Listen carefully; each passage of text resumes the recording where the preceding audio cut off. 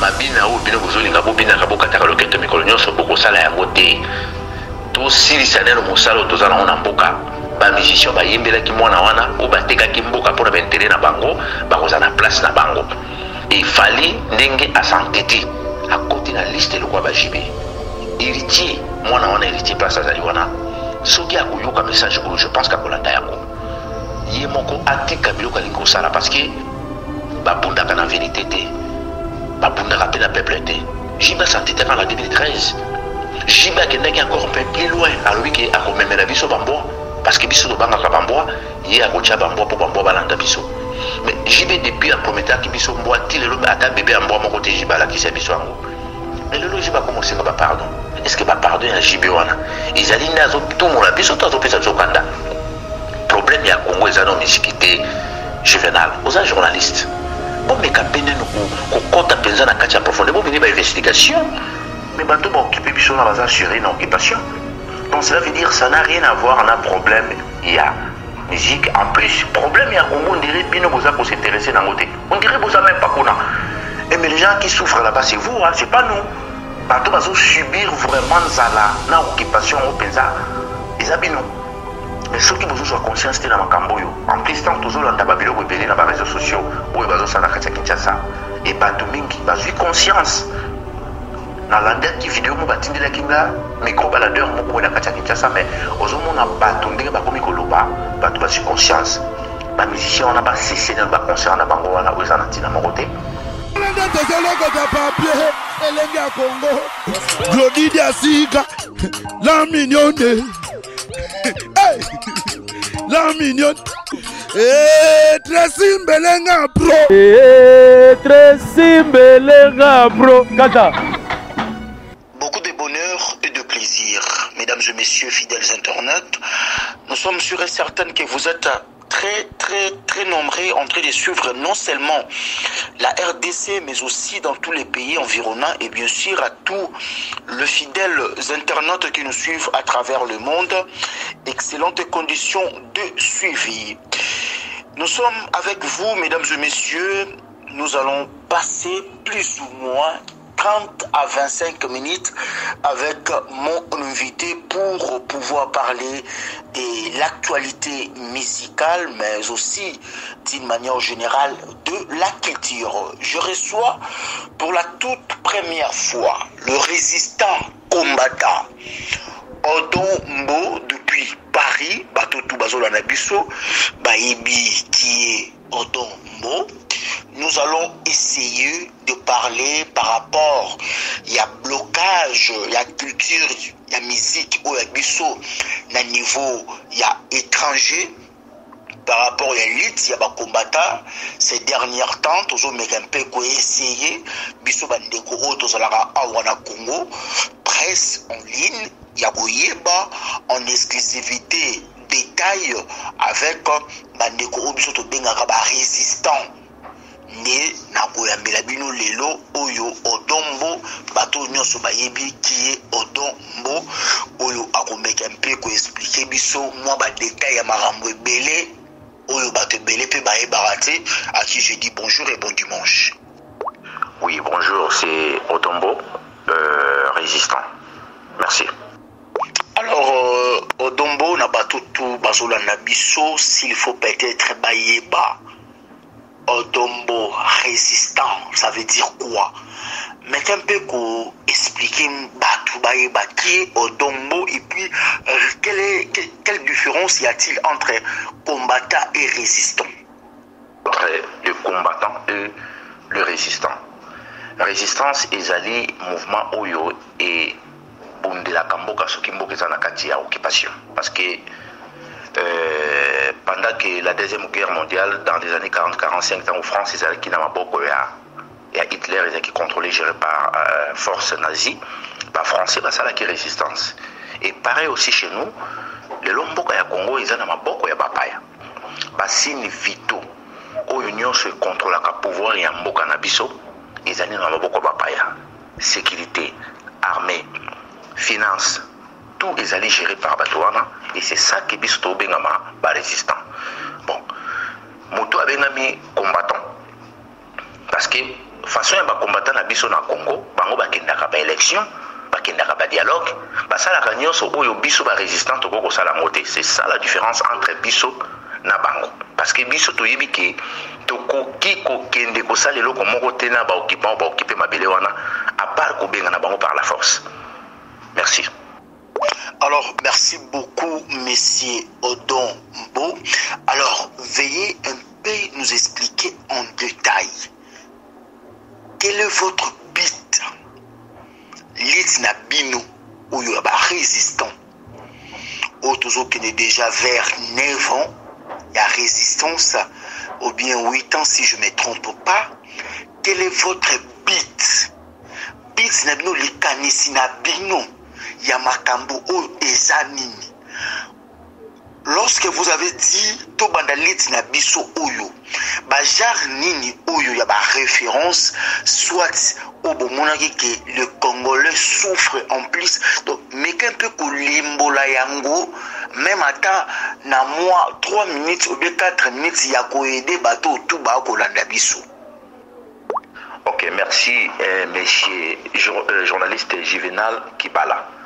Na question de Ngotuni, combat autozo bunda, lelo biso to benga mi ba résistant, combat la biso bandi na 2001 parce que yolobi ke sali 8 ans ou 9 ans peut-être pour la musique ndenge to pekisa yango, mais combat la biso bandi na 2001 na janvier. Tango Louis Michel oya zaka na Belgique azaka premier ministre belge a imposé ki biso imposteur usurpateur Hippolyte Kanambe alias Joseph Kabila. Tango ba imposé biso ye éveil salamaki awa moko ya bato yo bayebi ayebaki mosala ya sécurité ya mboka na biso ya Congo monsieur Honoré Ngwanda asali alerte pa ya ba congolais nyonso abelelaki na ba presse étrangère ya mindele Africa numéro 1 RFI alobi ke mwana wana azali mopaya azali congolais te kombo na ye Hippolyte Kanambe abandi kobimisa ba trace pe na ba preuve nyonso ke moto wana azali ya biso te. Dans le message, on a besoin de capter qui est en gros, bandi peut conscientiser bateau. Parce que combat, vous pouvez découvrir le combat dans les réseaux sociaux. Parce que tant que tu bandi qui est tombé, Facebook est allé quitter, YouTube est allé quitter.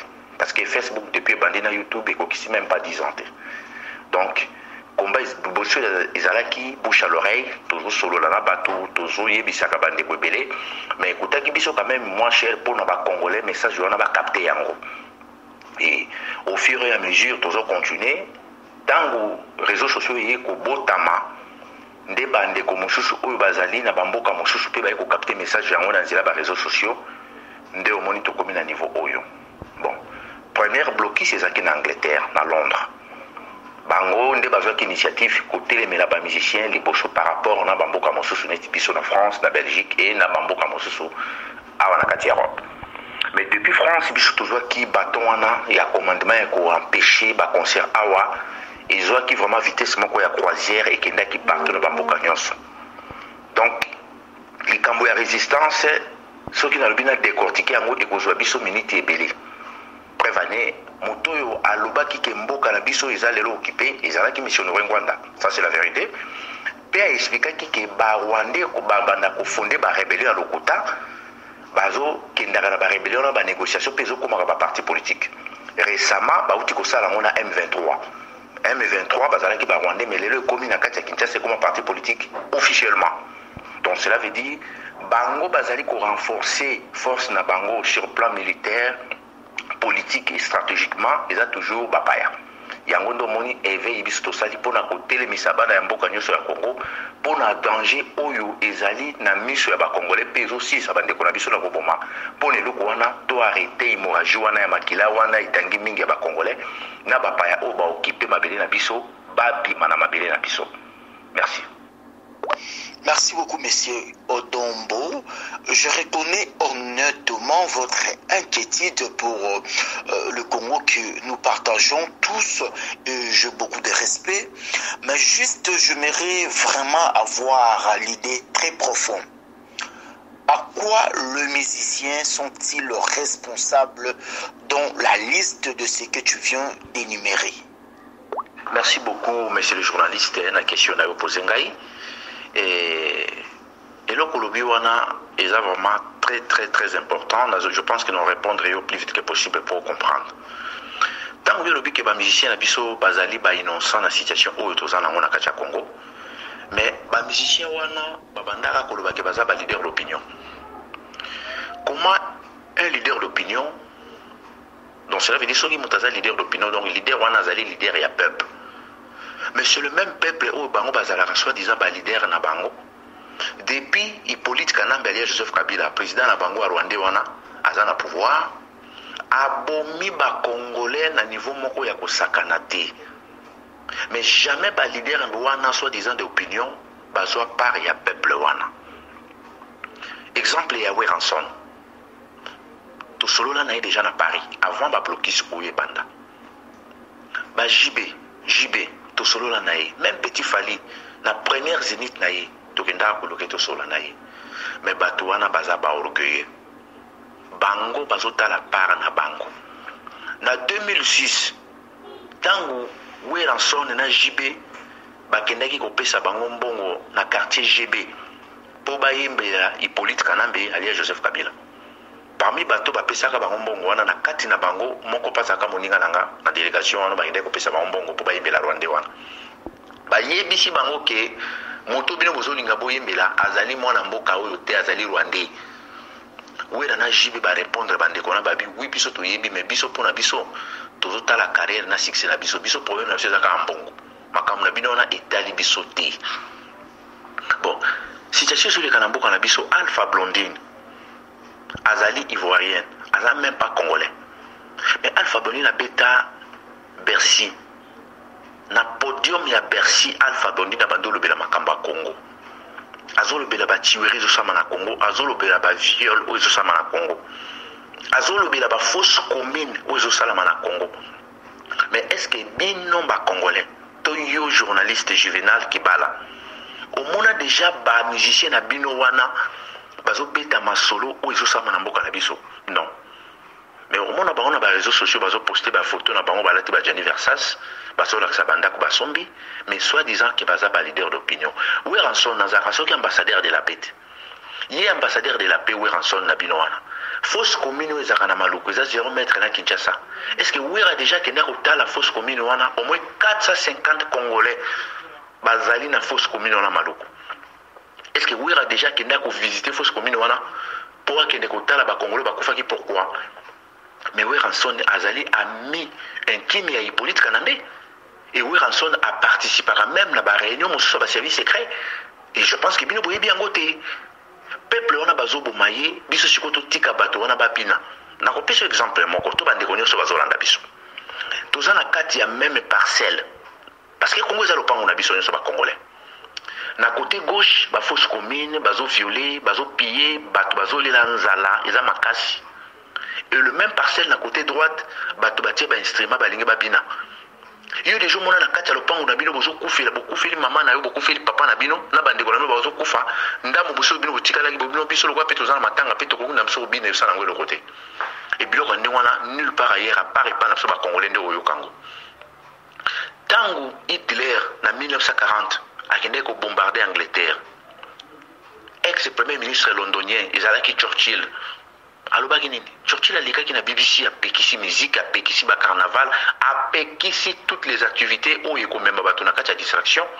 Abi que nous sommes en guerre, on est attaqué par Hitler, tous à la concentrer pour tous sa bitumbo tous alango. Mais biso na Congo depuis to bandi ko kufa. Ti lelo bato bazuni kaka tous na kati ya distraction. Paul Kagame, président rwandais, mokonzi ya Hippolyte Kanambe alias Joseph Kabila, na Zambie na 1999.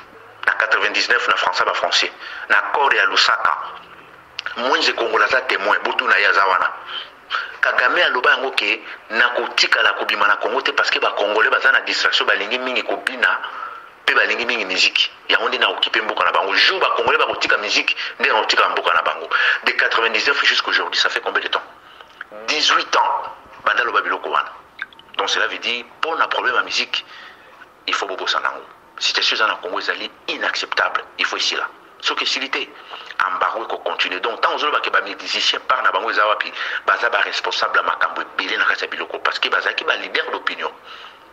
bango bandimi koyembela mwana wana ya ndeke usurpateur politique nambe parce que baloba baza basi ndomba mbisala nda placement izochola lokola baza basi ndomba basundoli peuple on a pas pesi peuple mokongo le peuple pas boyi bango rejeter bango et c'est ça.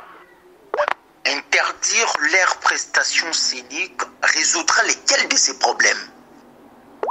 Oui, monsieur le journaliste Juvenal, mais est-ce que vraiment vous comprenez les choses que moi je vous dis? Le pays est occupé, il y a des morts d'hommes chez nous au Congo, au moins plus de 12 millions de morts que les Rwandais ils ont tués dans notre pays.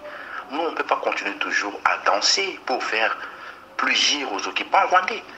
Donc tout d'abord, il faut boycotter toutes les activités de la distraction et pour éveiller la population congolaise, surtout les gens qui sont au pays et de la diaspora. Et c'est ça qui est notre objectif. Donc on ne peut pas parler de la musique. Parce que quand vous disiez que non, bisoto bomi culture, mais culture c'est la musique. Nakati la culture, biloko ezebele nakati. Et ceux qui t'ont dit qu'on décortiquer culture, beaucoup va valeur à culture. Est-ce que les musiciens na biso, soit disant que ça la fière, que ça la fierté en RDC, Lubanda.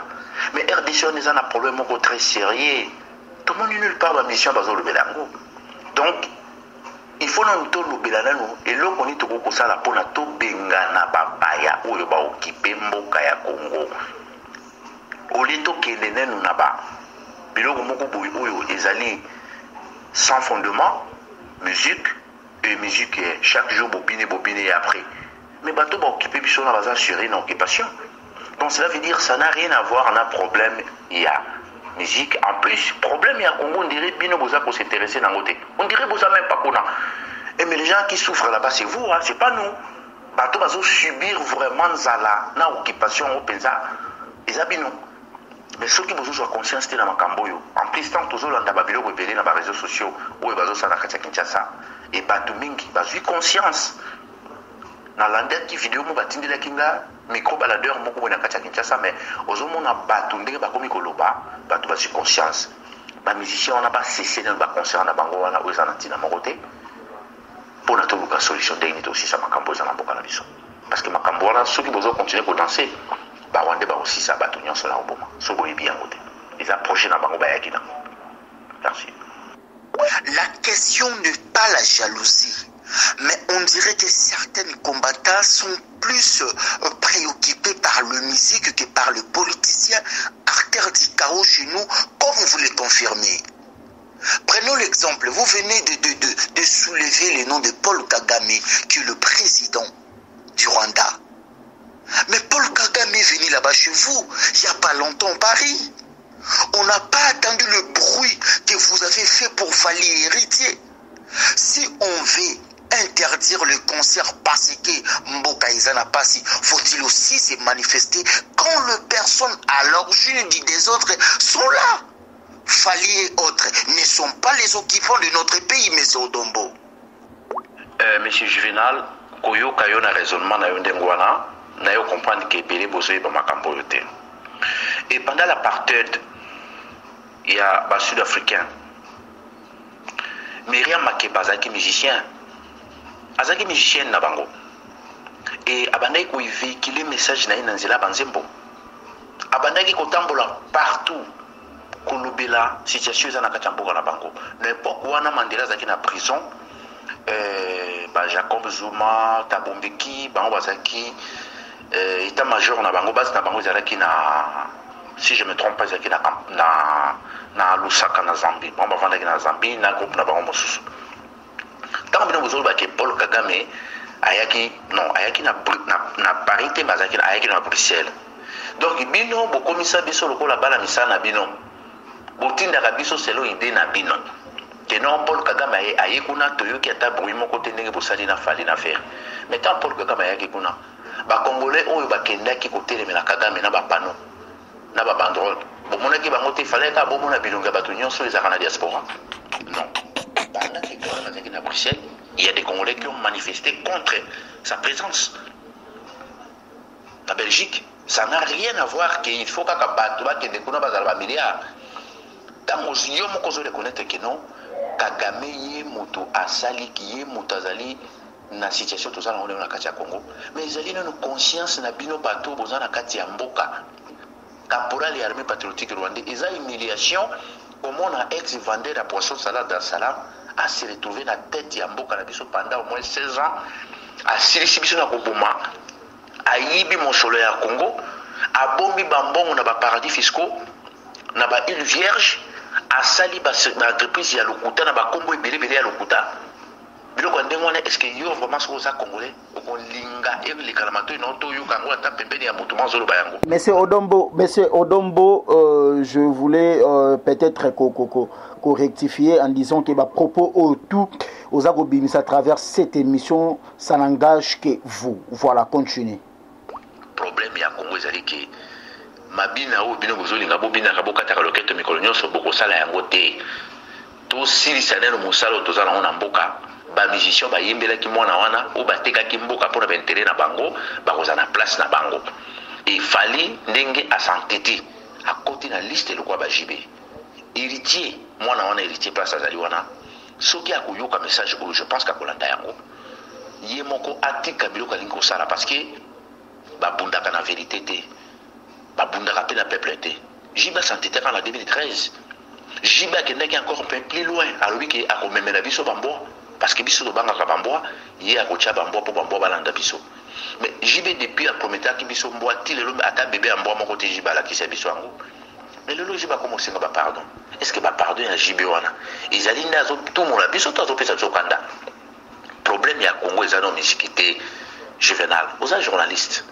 bomeka pene kokota mpenza na kati ya profondeur bomini bainvestigation mais osala bino ba journalisme osala bino journalisme na bino ezalaka ki il faut botia moto place moko boy interdiction wana petit fali ayibi yango mwana na hérité ayibi yango pourquoi bazoluka provocation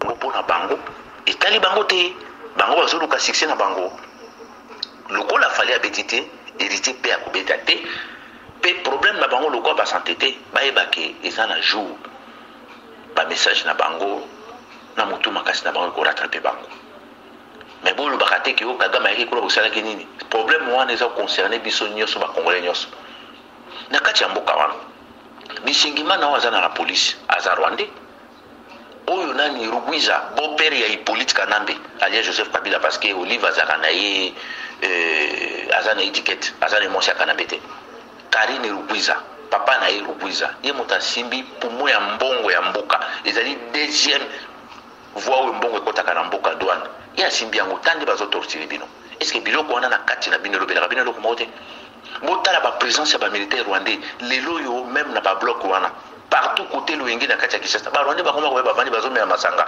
à la portée de tout le monde ebaki na bango baza libre occupation eza na kati ya mboka wana so bozoconsidere yango te mais ezokamwisa mais bamicro baladere na bino kende nango na nzela tuna bakongolais pourquoi bosala yango te botuna peuple azotambola na balabala oyo bino bozwaka teke bobengi bao batelemi na coin moko boye oprépare bango baquestion non zwa micro na yo kende nango na nzela bato oyo oyebi te pose bango baquestion okomona baréponse ya bato wana okosentir ke peuple déjà ça est très éveillé mpona situation tozango na Congo na biso. Mais le ministre de la Justice de mon pays, Tambwe Mwamba, Azakuna na Europe, vous saluez Nini déjà pour manifester votre colère, monsieur Odombo? Franchement, monsieur Juvenal, c'est vraiment triste. Quand tu disais que non, votre ministre de la Justice, monsieur Tambwe Mwamba. Mais franchement, quand vous commencez à confirmer que non, il y aura un gouvernement qui existe dans notre pays, mais ça c'est grave. Est-ce que Nakachambo a besoin d'un gouvernement? Ce sont des colonnaires en cravate, des vrais colonna, des bandes en liberté, mais ils vont se retrouver dans la prison. Donc, ceux qui Tambwe Mwamba, yo komi ko pesa biso musala to kendo luka Tambwe Mwamba. Mais ba Rwandais oyo bazola lisa onza la baleka na miso na wana. Déjà buma ta moko atali so pamba ta libanga ya pamba to mbata moko ya pamba beta na Rwandais te. Yo retourna ceux qui Tambwe Mwamba en Europe, to ke bosala Tambwe Mwamba ni ministre de l'Intérieur, ministre de la Justice. Donc cela veut dire comme justice ezaka na mboka wana, comme vous avez le gouvernement, au moment que le gouvernement a bien existe, jamais te couper cet espace. N'a pas musicien, on n'a pas coupé ta musique. On est à parole d'honneur dans la émission. Au moment que le gouvernement a bien on a une politique, on a un président a bien rwandais. À cause de la kawana, musique pour bosana et couper ta maga jamais. Donc, pour la bino, batiuri za na kachambuka wana, ba fausse commune za na maluku wana, ba fausse commune se retrouver na Kananga. Ils ont concerné nango binoté. Bino bozomona et loko mususu pe bozana penser mususu bozana vision mususu. Donc tozana deux mondes opposés. Biso na bino tozomona loko mon côté. Bino bozomona loko mususu biso be tozomona loko mususu. C'est ça la différence zo. Kabola biso na bino. Pas bino nyoso tout. Parmi quand même bino bateau et boza na ba staff na bino wana. Mais le rôle confirmé que vous avez dans le gouvernement de Congo, le gouvernement a bien le moment où vous avez la mission de Robert Takate. Voilà le mission. Voilà. Quand on a repété, on a monté là. Robert jamais. Monsieur Odombo, s'il vous plaît, c'est en pleine émission, ne te fâche pas, ils ont enregistré ma question et vous êtes obligé de nous répondre. Alors, dernière question, depuis que vous avez interdit ces concerts en Europe, la vie sociale des Congolais s'est améliorée. Dans vos fêtes et anniversaires, leur musique ne joue pas. Vous n'allez plus en boîte parce que le pays va mal. Pourquoi interdire quelqu'un de faire son boulot parce qu'il soutient un président que toi tu n'aimes pas? Vous vivez dans des pays de la vieille démocratie, mais vos raisonnements sont bizarres. Excusez-moi, monsieur Odon, peut-être de le dire ça. Est-ce qu'on avait interdit Johnny à l'idée de jouer des concerts parce qu'il avait soutenu Sarkozy? Ne vous trompez pas de cible, monsieur Odon. Votre cible ne doit pas être le musicien. C'est le gouvernement en place. Donc, réorientez votre combat car cela risque de nous faire croire que les combattants ne réfléchissent pas et que l'on ne peut pas espérer tirer profit de leur combat. Monsieur Juvenal, comme que c'est notre combat, c'est pas ton combat, nous on va faire notre combat dans notre manière. Donc c'est ça. On va faire notre combat dans notre manière pour libérer le pays. Donc il n'y a pas de problème de concert. Il y a quoi? Actuellement, il n'y aura pas de concert en Europe. Donc vos musiciens là, Fali, Ferré, Wemba, Wera et JB et consorts, ils vont quand même aller jouer en Angola, ou en Ouganda, ou au Rwanda, ou au Burundi, c'est mieux. Mais ici en Europe, non. Donc, je suis vraiment désolé quand j'ai commencé à parler avec un citoyen congolais comme toi, et tu commences à parler des choses bizarres. Moi, je pense que, moi, je crois que, moi, avant que je pensais que vous êtes congolais, mais maintenant, j'ai commencé à douter que vous n'êtes pas congolais. Et parce que la situation qui traverse notre pays, vous ne pouvez pas commencer à dire des propos comme ça. Et je suis vraiment désolé. Et, parce que quand on dirait, ils ont minimisé ma cambo ça m'a mboka wana. Kakande na utiko ibisayo, nazo répéter encore. Mokolo oyo mboka wana tokozwa yango nde tokosolola na makambo ya musique. Et en plus musique wana eza la musique éducative. Et oza la musique tendenge pozo sala ngwana na loyenge. Comment biso to empêcher Petit Fali à betaté jeudi? Et comme vendredi ba service secret ya ba Rwandais oyo vande na kachamboka wana esali ba réunion. Pour na ba luka ndenge nini bakoki ko améliorer système wana pour na ko embrouiller toujours les Congolais. Donc cela veut dire il y a quelque chose qui se cache derrière la musique. Parce que ceux qui nous ont dit ça la réunion. Et nous on est au courant. Tous en antenne partout, tous en mis partout. Et Ndengi Batebele bazo considérer bisoté bazo Kantsaloga qu'il y a des voyous. Non, nous ne sommes pas des voyous. Il y a des gens qui travaillent pour la solution de notre pays. Donc c'est cela que non. Bisopé, tous en arsenal, na biso toujours continuer toujours à fonctionner. Déjà ma camba musique, na koki ko solo langote parce que conscience ne yebi kambago ezali ko continuer pesa toujours, pe kotikala. Mais solution na biso zanono, mboka ya bakoko, ezonga na maboko na biso.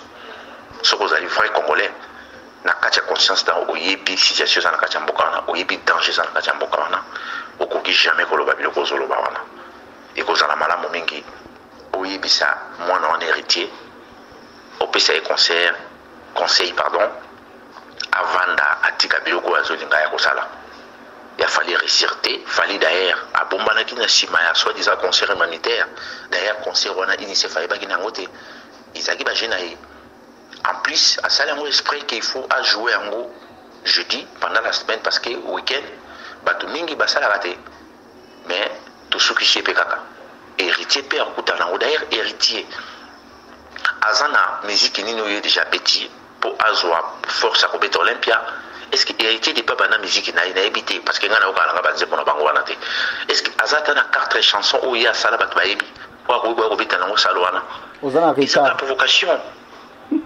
eza provocation donc musique eza te concert eza te mboka eza na maboko ya bapaya toluka solution ya kobenga na bapaya oyo baokipe mboka na biso et on va maintenant parler l'histoire de la musique mais après la libération pas tout de suite d'accord ciao. Oh, monsieur Odombo, allô?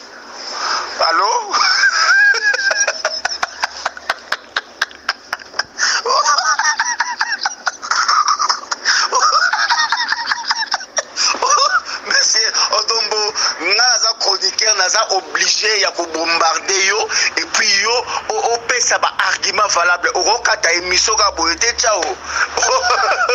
Non, en fait, on vous aime beaucoup et puis en fait, nous sommes fiers de vous, Nalit Nabino.